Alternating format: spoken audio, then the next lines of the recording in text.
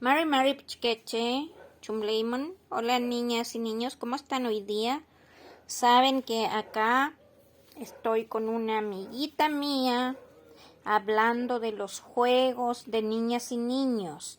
Y quiero contarles a ella y a ustedes que cuando chica, mis hermanos y yo jugábamos a las carreras. Las carreras se llaman Lef Cantún.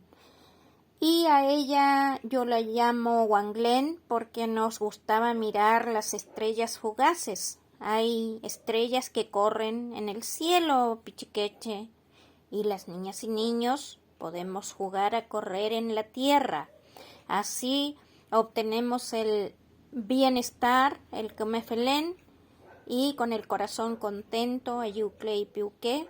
Entonces jugamos porque el deporte hace que estemos mucho mejor.